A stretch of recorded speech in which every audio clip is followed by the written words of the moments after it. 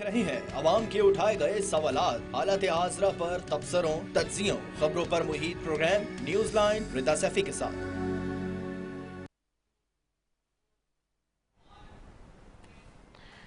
अस्सलाम वालेकुम, मैं हूँ रिदा सैफी। नाज़रीन, अगर आज आप हल्की सियासत की ज़ेर ज़मीन लहरों को भी महसूस कर रहे हैं तो इशारे बता रहे हैं कि मौजूदा लीगी हुकूमत के लिए मुश्किलात का पहाड़ खड़ा हो चुका है। मसाइल का ऐसा तूफान है जिसने ना सिर्फ हुकूमत की माशी बुनियादों को हिला कर रख दिया है, बल्कि उनके अपने सियासी साथी और इत्तेहादी अब कश्ती डूबती देख कर किनारा कशी इख्तियार करते दिखाई दे रहे हैं। सवाल ये पैदा होता है कि क्या इक़्तिदार का हिमालय अब किसी और के सर पर बैठने को ऊपर तोल रहा है? क्या बंद गली में खड़ी हुकूमत के पास अब निकलने का कोई रास्ता बाकी बचा है?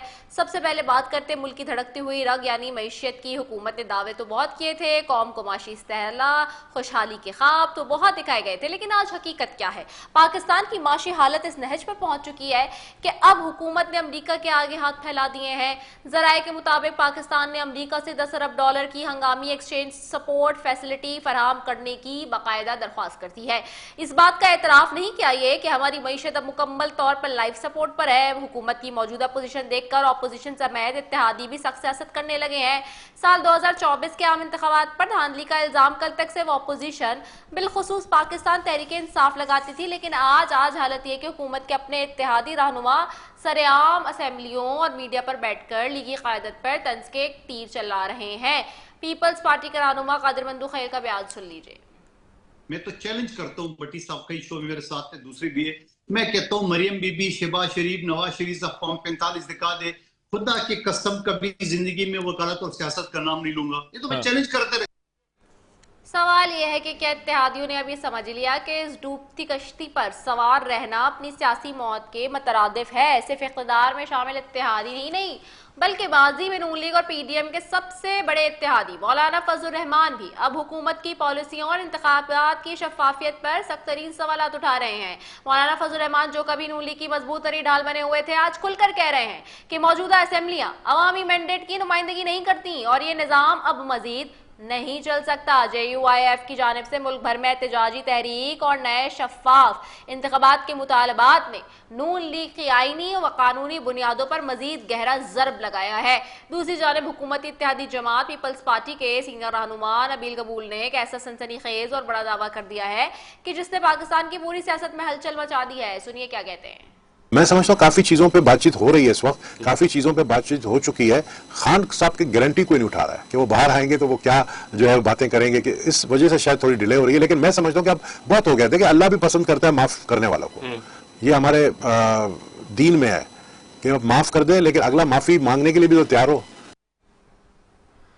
जी, सवाल फिर वो ये कि अगर अडियाला जेल में वाकई बातचीत आखिरी मराहिल में पहुंच चुकी है तो फिर नून लीग का मुस्तकबिल क्या है? और साथ साथ वो कॉमन दोस्त कौन है जिसकी बात हो रही है, जो एस्टेब्लिशमेंट मुक्तदर हल्को और इमरान खान के दरमियान पुल का किरदार अदा कर रहे हैं? इसी सब पे बात करेंगे। पैनल में मौजूद हैं आज सबसे पहले हमारे साथ सेंटर बैरमन तंगी है, सेंटर सरमद मुस्लिम लीग नून से, सेंटर सरमद अली है पाकिस्तान पीपल्स पार्टी से, और मेरे साथ राशिद महमूद सुमरो साहब हैं, जनरल सेक्रेटरी हैं JUI सिंध के।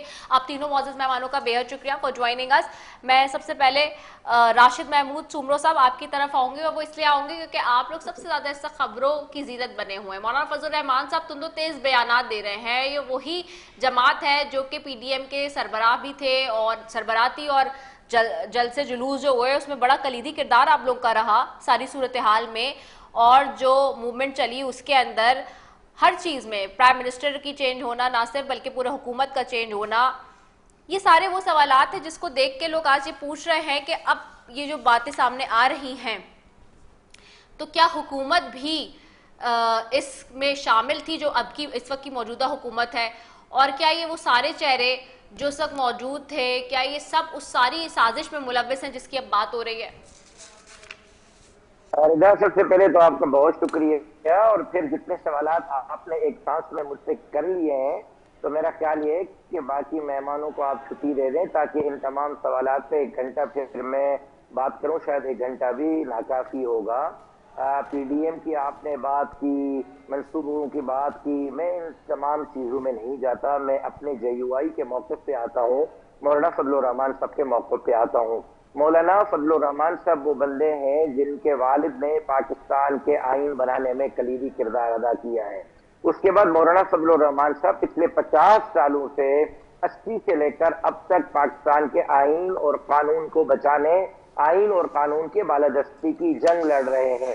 2018 کے انتخابات کے بعد مولانا صاحب نے 2018 کے انتخابات کو مسترد کیا، مسترد کرنے کے بعد عوامی تحریک چلانے کا اعلان کیا۔ جب مولانا صاحب نے تحریک چلانے کا اعلان کیا تو اس وقت جو زیر عطاب جماعتیں تھیں، مسلم لیگ نون اور پاکستان پیپلز پارٹی بھی ہمارے ہم نوا ہوئے، کیونکہ وہ اقتدار سے باہر تھے اور وہ کہہ رہے تھے کہ جو کچھ ہوا ہے سب کچھ غلط ہوا ہے، اور عمران احمد خان نیازی صاحب فرما رہے تھے کہ جو کچھ ہوا ہے سب کچھ ٹھیک ہوا ہے، اس لیے کہ وہ وزیر اعظم بن رہے تھے۔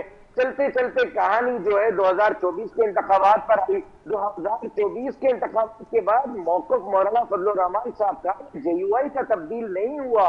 رضا 2024 کے انتخابات کے بعد بھی اگر موقف تبدیل ہوا ہے تو یا PTI کا موقف تبدیل ہوا ہے یا مسلم لیگ نون اور پیپلز پارٹی کا موقف تبدیل ہوا ہے، تو آپ ان سے سوال کریں کہ کل کا آپ کا موقف ٹھیک تھا یا آج کا موقف ٹھیک ہے۔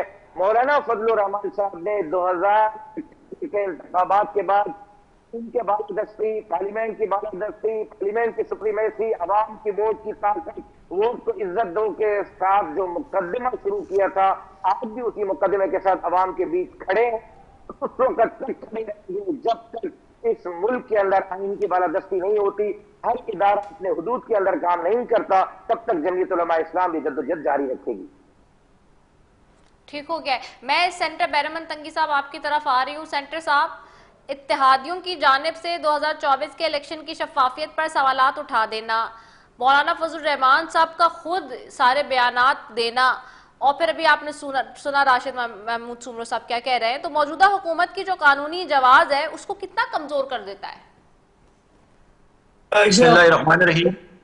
دیکھیے رضا، جہاں تک اتحادی جماعتیوں کے 2024 کے الیکشن پر سوالات ہیں، اور جو جمعیت علماء اسلام کے میرے ساتھی نے کہا تھا کہ مولانا فضل الرحمان صاحب کا موقف جو ہے اور روز اول سے ایک ہے، تو میں اپنے بھائی سے سوال کرتا ہوں کہ کیا آپ کی لیڈر نے عمران کے بارے میں جو الفاظ استعمال کیا ہے اور یہاں تک کہ اس کو یہودی کا ایجنٹ کہا، تو یہ مجھے بتائیں کہ آج وہ یہودی ایجنٹ کہاں چلا گیا؟ کیا اپنی سیاست چمکانے کے لیے، اپنی پولیٹیکل سکورنگ کے لیے، اپنی پرسنل پاپولیرٹی کے لیے، اپنی حکومت بنانے کے لیے ایک مسلمان کو یہود کا ایجنٹ کہنا یہ سیاست ہے؟ یہ دانشمندی ہے؟ اور یہ کون سی سیاست ہے کہ آپ اپنی سیاست کو چمکانے کے لیے آپ ایک مسلمان کو یہودی کا ایجنٹ کہیں؟ پھر جو میرے بھائی نے کہا تھا کہ ہمارا موقف ایک ہے، تو 2024 کی الیکشن پر اگر آپ آواز اٹھاتے ہیں تو رات کے اندھیرے میں رات کے 2 بجے آپ کے لیڈر مولانا فضل الرحمان صاحب CI سینٹر کراچی نوشہرہ اور کور کمانڈر ہاؤس پشاور میں رات کے 2 بجے کس کے پاؤں پڑے تھے؟ کس کو یہ منتیں کر رہے تھے کہ آپ ہمیں حکومت دے دے خیبر پختونخوا میں؟ پرسوں اس نے لائیو فورم کے جلسے سے یا ان کے پروگرام سے خطاب کر کے کہا کہ ہمیں کہا گیا تھا کہ 2 صوبوں میں الیکشن لے لے، لیکن میں نے کہا کہ آپ ہمیں لوٹے دے دیں۔ تو یہ مجھے بتائیں کہ ریزرو سیٹ کے جو لوٹے ہیں آپ نے اس کو لینے سے انکار کیوں نہیں کیا؟ وہ بھی تو لوٹے ہیں نا، وہ بھی لوٹے آپ نے اپنے 10 سیٹیں آپ نے اپنی جماعت میں شامل کروائے ہیں۔ موقف کسی کا ایک نہیں ہے، لیکن آج تک پاکستان مسلم لیگ نون کے قائد میاں محمد نواز شریف صاحب، میاں محمد شہباز شریف صاحب اور لیڈرشپ نے مولانا فضل الرحمان صاحب کے بارے میں ابھی تک وہ الفاظ استعمال نہیں کیے ہیں جو اس نے عمران کے بارے میں کہتے تھے، اور آج عمران کے ساتھ مل کر موجودہ حکومت کے خلاف ایک گٹھ جوڑ کرتے ہیں، جو کہ اس وقت 25 کروڑ عوام نے مولانا فضل الرحمان کے اس بیان کو جو شہداء کی لواحقین کے دلزاری کی، جو پاکستان کے شہداء کو گالی دی، اس کے خلاف جب پورے پاکستان نے اپنے جذبات کا احتجاج کیا اور اس کو کنڈیم کیا، تو آج یہ کہتے ہیں کہ آئیے ہم سب مل کر موجودہ حکومت کے خلاف محاذ بنا لیں۔ کوئی اثر نہیں پڑے گا۔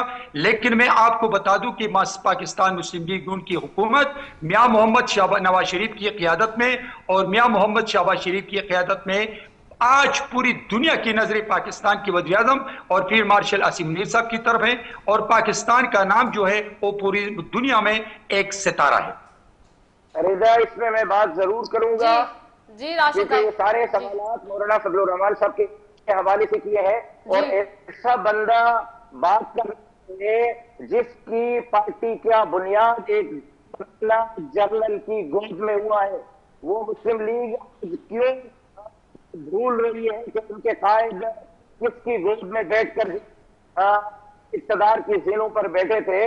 مولانا فضل الرحمان صاحب کے حوالے سے آپ نے جو بات کی, مولانا فضل الرحمان صاحب اسماعیل خان میں سے الیکشن والے دن آپ نے اپنی بات کے اندر اپنی بات کا جواب دے دیا ہے کہ مولانا صاحب نے کہا کہ مجھے کہا گیا کہ جی آپ جو ہے وہ اسمبلی لے لیں, لیکن مولانا نے کہا کہ میں لوٹے نہیں لوں گا. تو آپ نے خود ہی جواب دے دیا کہ مولانا صاحب نے یہ آفریں جوتے کی نوک پہ رکھی ہیں, پاؤں پڑ کر جو ہے اقتدار نہیں لیا ہے. جہاں تک بات ہے آپ کے قائد میاں شہباز شریف صاحب کی, تو وہ ہمارے کنٹینر پر کھڑے ہو کر فرماتے تھے 6 مہینے میں اگر ملک کی معیشت میں نے بدل نہ دی تو میرا نام تبدیل کر دینا. اب شہباز شریف صاحب کا نام ذرا وہ نام بھی تو تجویز کر دیں آپ. میرا قائد مولانا فضل الرحمان صاحب وہ واحد بندہ ہے کہ اگر وہ میدان میں نہ ہوتا تو آج شاید میاں محمد نواز شریف صاحب پاکستان میں واپس نہ ہوتے. وہ جو کہ شہباز شریف صاحب وزیر اعظم کی کرسی پہ نہ ہوتے. میں ان چیزوں میں نہیں آتا. عمران احمد خان نیازی کے حوالے سے آپ نے کہا کہ ہمارا موقف تھا کہ وہ یہودی ایجنٹ ہے. اس کا موقف, ہمارا موقف آج بھی ہے کہ جو ایجنڈا عمران احمد خان نیازی کا پاکستان کے بارے میں تھا, شہباز شریف نے عمران احمد خان نیازی کے ایجنڈے کو 10 ہاتھ پیچھے چھوڑ دیا ہے. ہمارا مطلب یہ تھا کہ آپ ملک کی اکانومی IMF کے کیا آپ نے امریکہ سے بھیک نہیں مانگی؟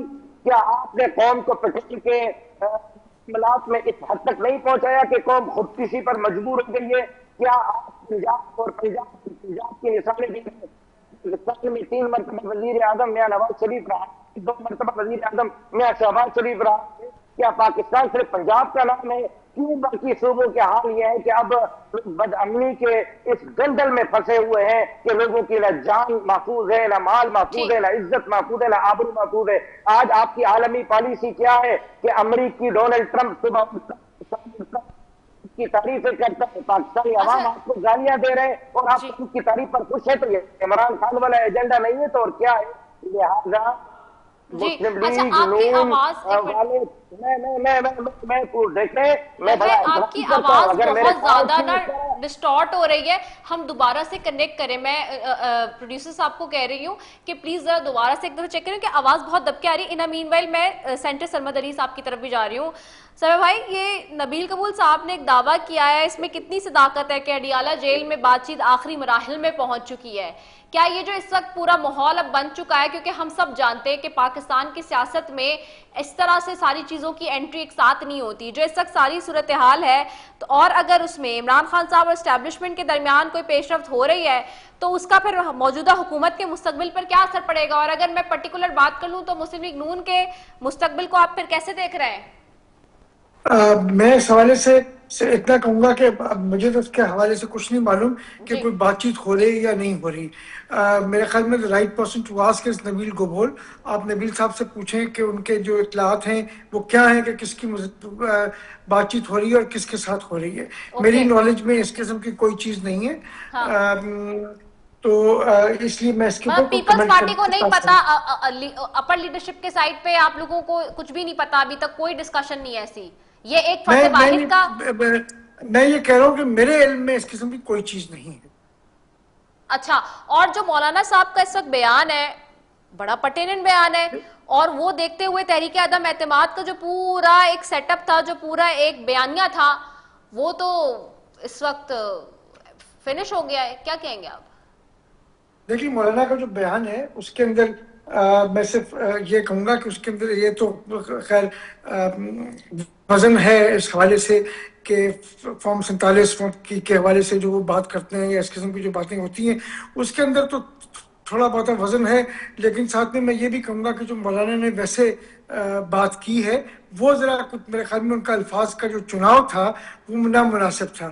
مولانا ویسے تو بہت نپی چنی گفتگو کرتے ہیں, لیکن اس دفعہ مجھے لگتا ہے کہ وہ تھوڑا سا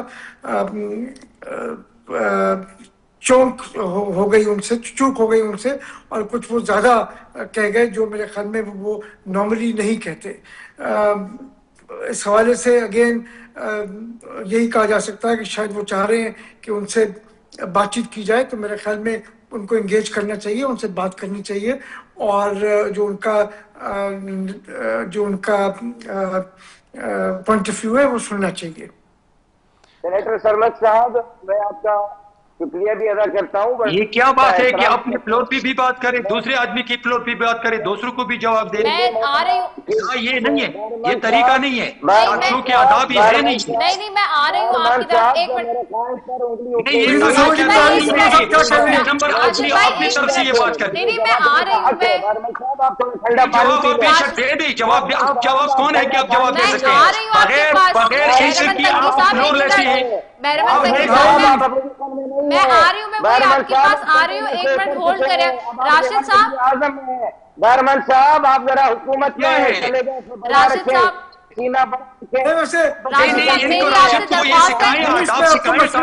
टाकशो के आदाब क्या है? राशिद साहब, टाकशो के आदाब आप मुझे सिखाएंगे? मुझे आदाब मैं आपको इसलिए सिखा रहा हूँ कि आप ये नहीं है कि आप अपनी मर्जी से आप लोन लेते हैं। देखें मेरा तो बात सुन ले आप लोग, मेरी बात सुन ले। राशिद साहब एक मिनट होल्ड कर लीजिए आप, मैं आपकी तरफ आ रही हूँ।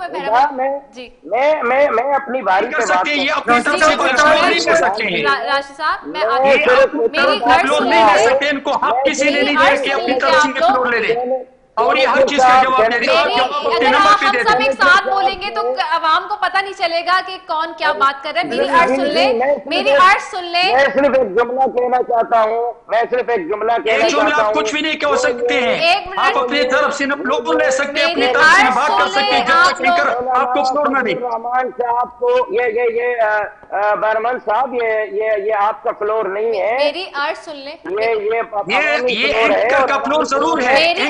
आप लोग, मैं मोदबाना गुजारिश कर रही हूँ आप लोगों से, मेरी पूरा प्रोग्राम करें अकेला उनसे। मेरी तो अर्ज सुन ले, मेरी नहीं कर सकते। एक मिनट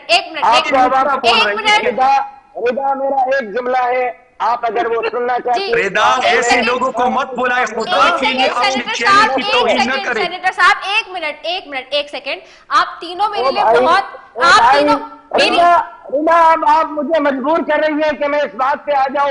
एक लोटा आदमी जो पीपल्स पार्टी को छोड़कर नून लीग में आके बैठा है, वो अब मुस्लिम लीग नून की जो है सफाई पेश करेगा। मैं मुस्लिम लीग नून का वर्कर हूँ और मेरी पीपल्स पार्टी नहीं छोड़ी है। पीपल्स पार्टी ने मुझे निकाला है, आपके इत्तला के लिए अर्ज है, मुझे 44 साल बाद पीपल्स पार्टी ने निकाला है, मैंने पार्टी नहीं छोड़ी है।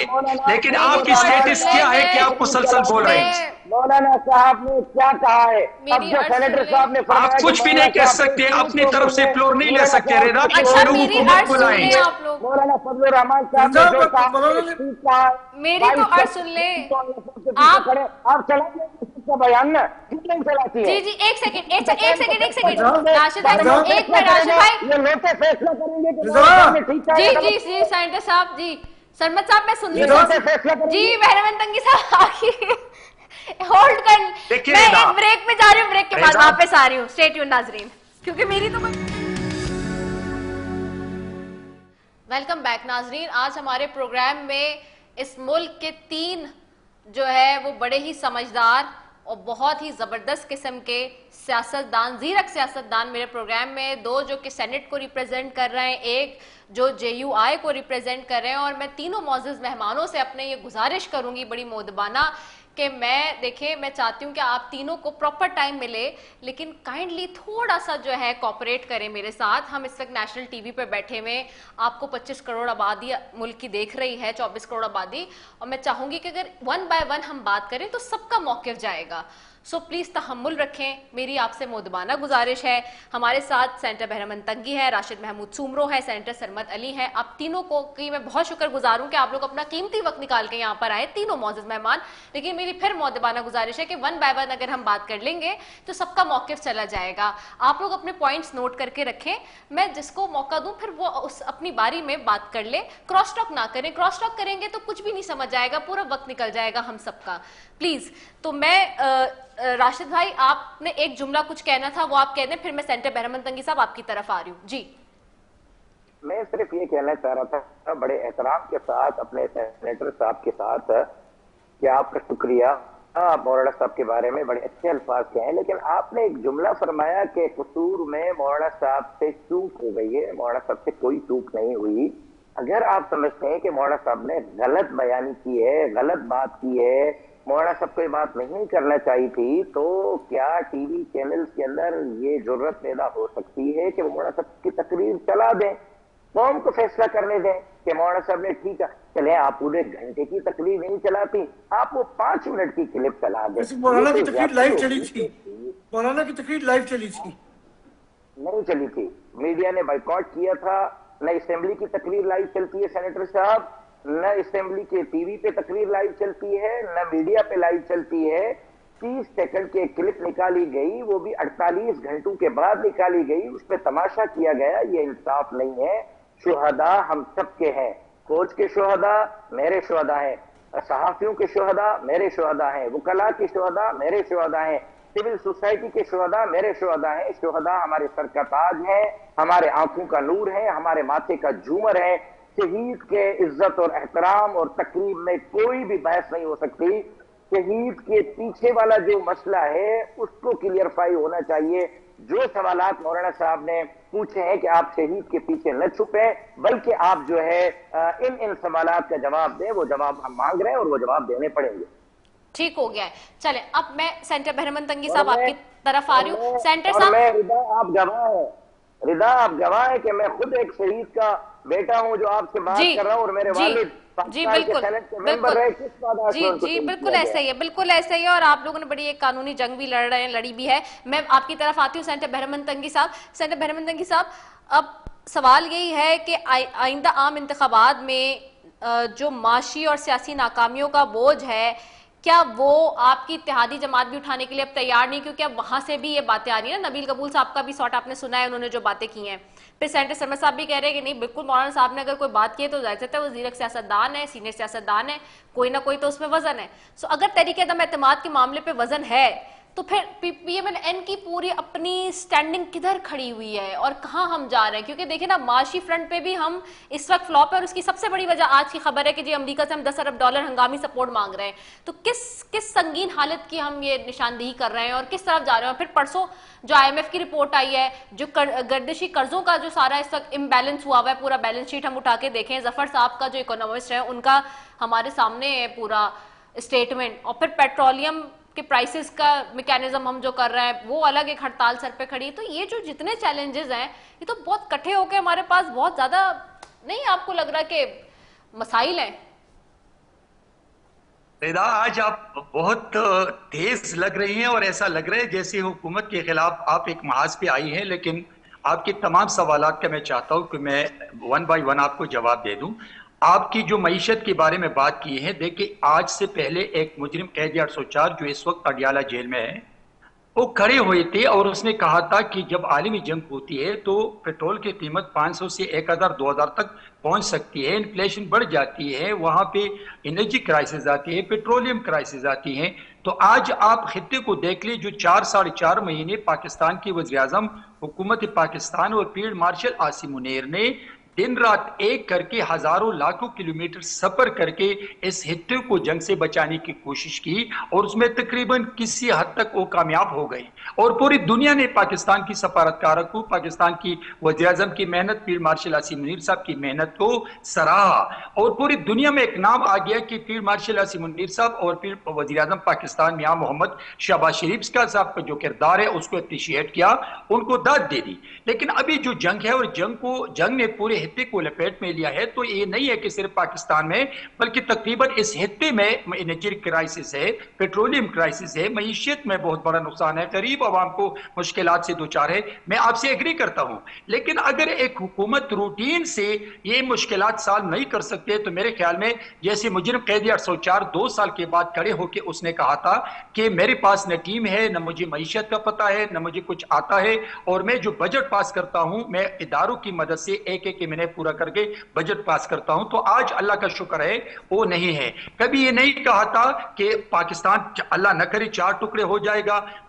بینک کرپٹ ہو جائے گا, دیوالیہ ہو جائے گا, سری لنکا بن جائے گا. تو آج ان حالات سے پاکستان کو نکالنے والے پاکستان مسلم لیگ نون کی لیڈرشپ اور اس کا پولیٹیکل ویژن ہے. جہاں تک آنے والے الیکشن کی جو آپ یا عدم اعتماد کی بات کرتے, دیکھیں عدم اعتماد ایک پولیٹیکل جو ڈیموکریٹک پروسیس ہے. ڈیموکریٹک پروسیس سے آپ نہ آپ بھاگ سکتے ہیں نہ نکل سکتے ہیں. جہاں تک پرمند مجرم قید 104 کے خلاف جب عدم اعتماد آ گیا, یہ ایک ڈیموکریٹک پروسیس تھا اور ان تمام جماعتوں نے ان کے خلاف جو ان کو ووٹ دے کر ان کو وزیر اعظم بنایا تھا, ان کے خلاف ووٹ دے کر اپوزیشن کا ساتھ دیا اور اس کے خلاف عدم اعتماد کامیاب ہو گئی, ان کو وزیر اعظم ہاؤس سے باہر نکالا. آج اگر اتحادی جماعتیں جو اس وقت پاکستان پیپلز پارٹی اور باقی سیاسی جماعتیں پاکستان مسلم لیگ ان کے اتحادی ہیں, وہ سمجھتے ہیں کہ وہ اس وقت جو حالات ہے پورے خطے میں, جو پوری دنیا میں پاکستان اور پوری دنیا اس وقت یہ نہیں ہے کہ صرف پاکستان ان سے دوچار ہے, بلکہ اس خطے میں جو میڈل ایسٹ کنٹری ہے, جو اسلامی ممالک ہے, جو ہمسائے ممالک ہے, وہ دوچار ہے.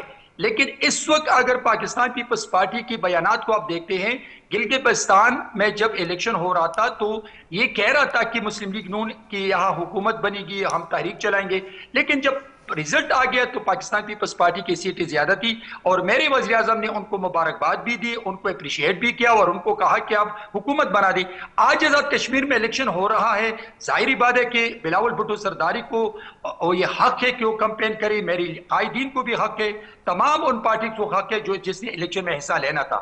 اگر الیکشن ختم ہو جائے اور جس پارٹی نے حکومت زیادہ سیٹیں لی ان کی حکومت بنے گی, اگر مسلم لیگ نون کی حکومت بن گئی, پاکستان مسلم لیگ نون کی حکومت بنے گی, پیپلز پارٹی نے زیادہ سیٹیں کی ان کی حکومت بنے گی. لیکن میں سمجھتا ہوں کہ اس وقت ضرورت اس بات کی ہے کہ پاکستان کی تمام پولیٹیکل جماعتیں جو پاکستان سے اگر وہ مخلص ہے, پاکستان کے مستقبل سے مخلص ہے, اگر وہ پاک فوج کے ساتھ مخلص ہے, تو میں سمجھتا ہوں کہ مشکلات سے نکالنے کے لیے تمام جماعتیں مل کر کام کریں اور پاکستان کو مشکلات سے نکال دے, نہ کہ اپنی پرسنل پاپولرٹی کے لیے یا پولیٹیکل سکورنگ کے لیے وہ کبھی پاک فوج کے خلاف, کبھی شہداء کے خلاف, کبھی حکومتوں کے خلاف, کبھی حکومت کے خلاف ایسے بیانات دے دی جس سے پاکستان کی حکومت نہیں پاکستان کمزور سکتی ہے. اور میں سمجھتا ہوں کہ اس وقت پاکستان کی سالمیت اور بقا اس میں ہے کہ پاکستان کی 24 کروڑ عوام تمام سیاسی جماعتیں پاک فوج کو سپورٹ کر لیں, اس لیے کہ روزانہ کی بنیاد پر یہاں میرے خیبر پختونخوا میں پاک فوج کے جوان شہید ہوتے ہیں,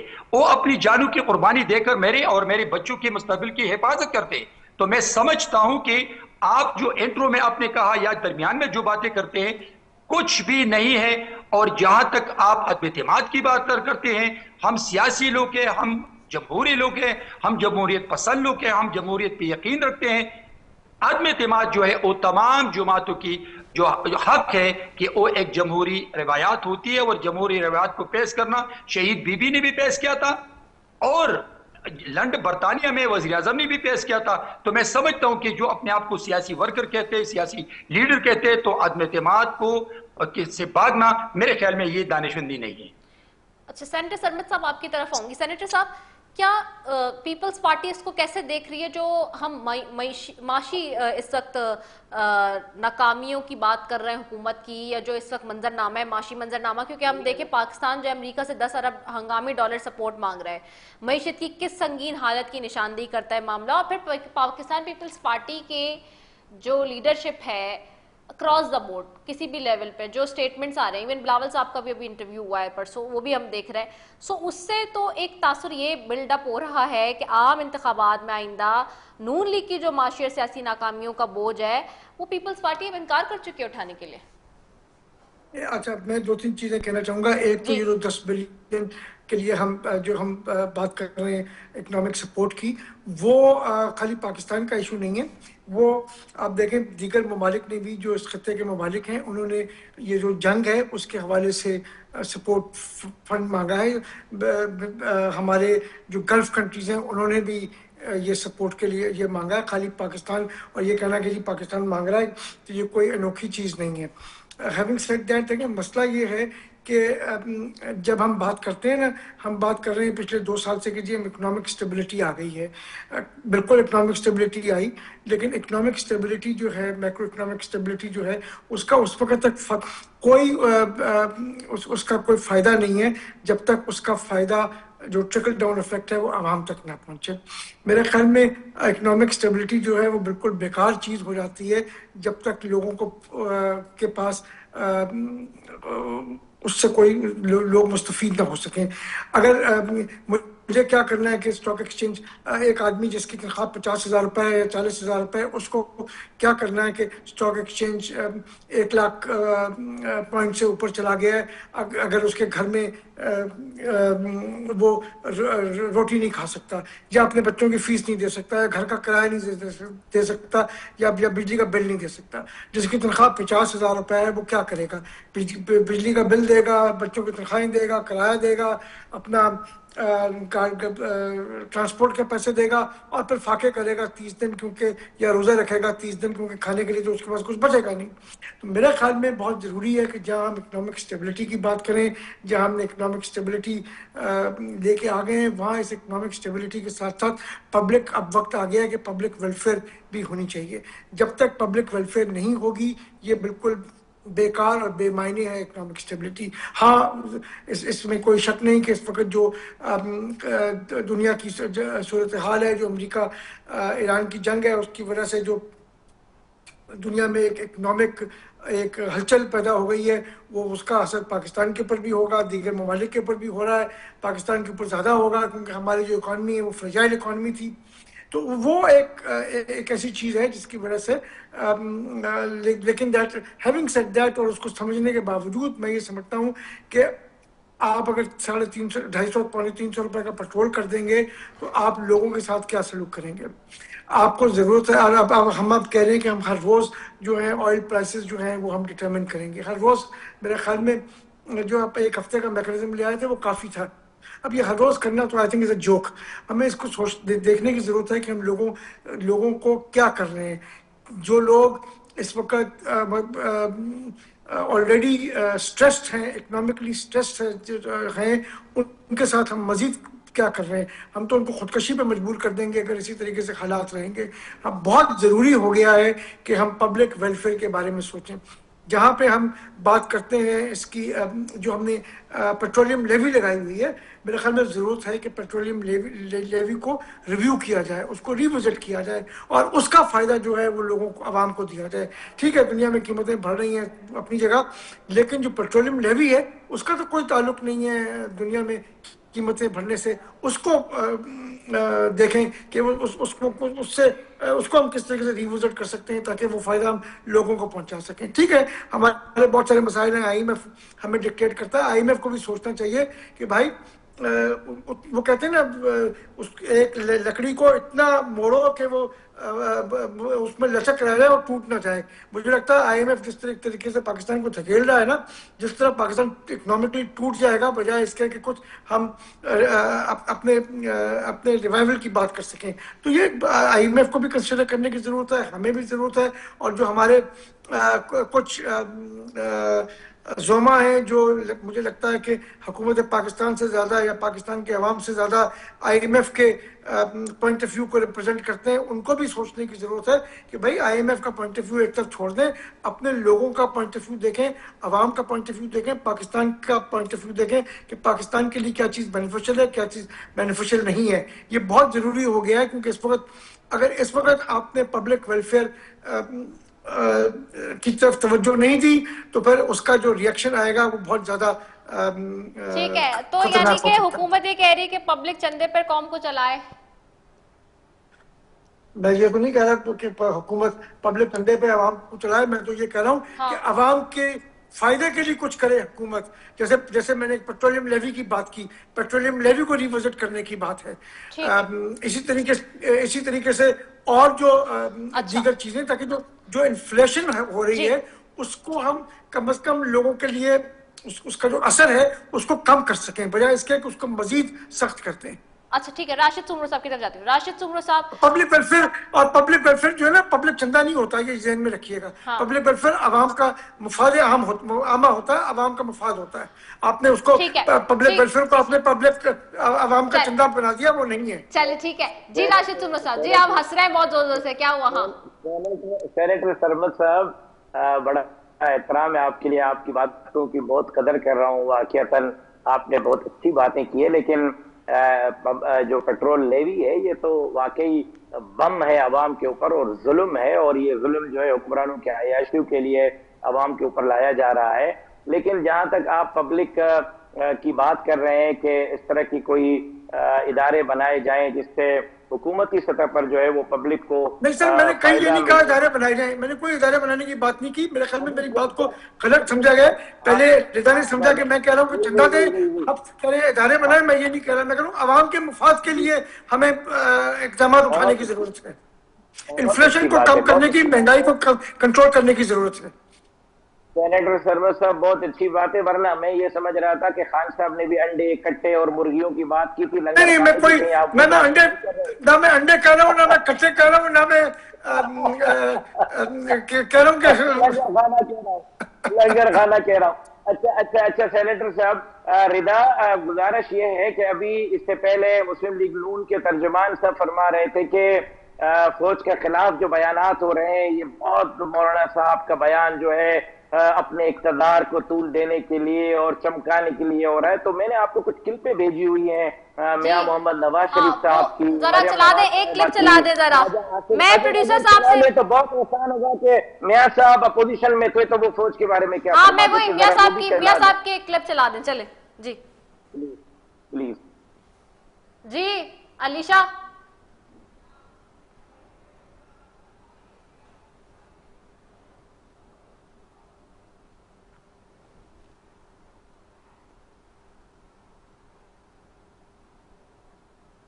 کیا ہوا؟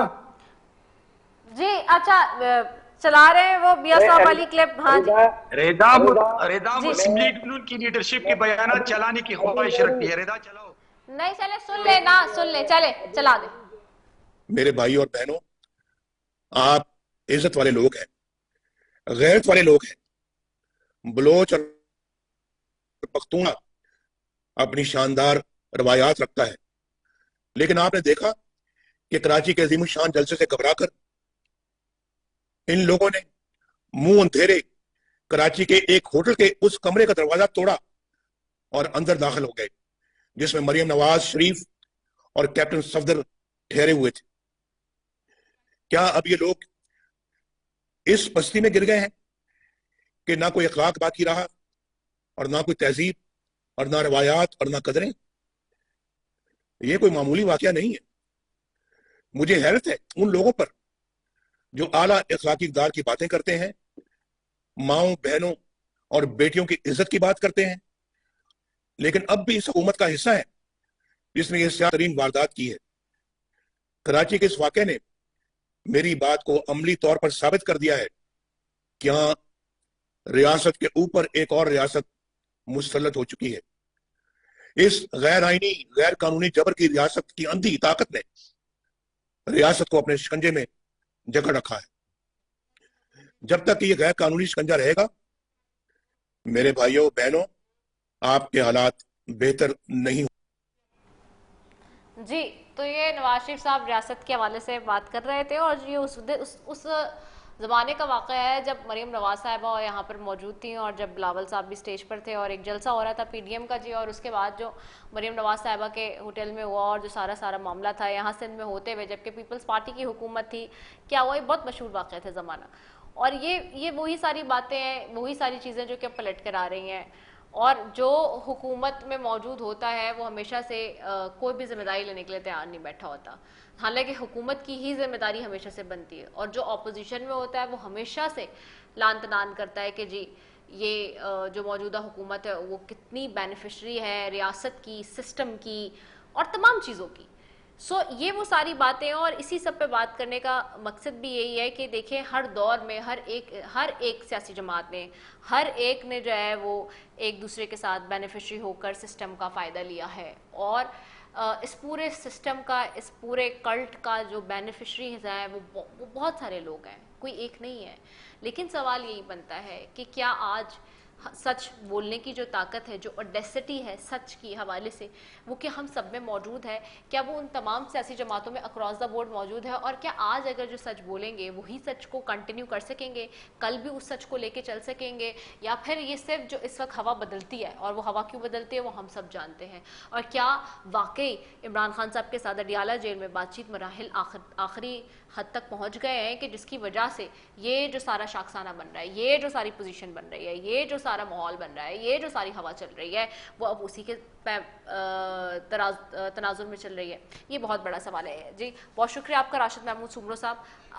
अच्छा, मैं राशिद महमूद सुमरो साहब की तरफ चले जाती हूँ। राशिद साहब, वो आपने भी सुना और हमने भी देखा जो नवाज शरीफ साहब कहते थे, क्या कहेंगे जी? मैं उस पर यह कहूंगा कि उस वक्त जब कौम की बेटी मरियम नवाज साहिबा जेर अताब थी, तो उसी वक्त उसी लम्हे उसकी इज्जत नामूस के खातिर मैदान में मौलाना फजलुर रहमान साहब आए थे। जब मियां मोहम्मद नवाज शरीफ साहब को आइन और कानून से बालातर होकर गिरफ्तार किया गया तो मौलाना साहब ने उसकी न सिर्फ मजम्मत की, जब जनाब आसिफ अली जरदारी को आइन और कानून से बालातर होकर गिरफ्तार किया गया तो मौलाना साहब ने न सिर्फ मजम्मत की, आज जब इमरान अहमद खान नियाजी जो है वो सियासी कैदी बना हुआ है तो मौलाना साहब उसको बाहर लाने की बात कर रहे हैं। तो मौक़िफ़ हमारा वहीं खड़ा है जहां पहले दिन था कि आइन की बालादस्ती हो, कानून की बालादस्ती हो, पार्लियामेंट सुप्रीम हो और असेंबलियां जाली न बने। कौम जिनको मुंतखब करके पार्लियामेंट में भेजती है उन्हीं को भेजना चाहिए, और उसकी जंग हम लड़ रहे थे, लड़ते रहेंगे।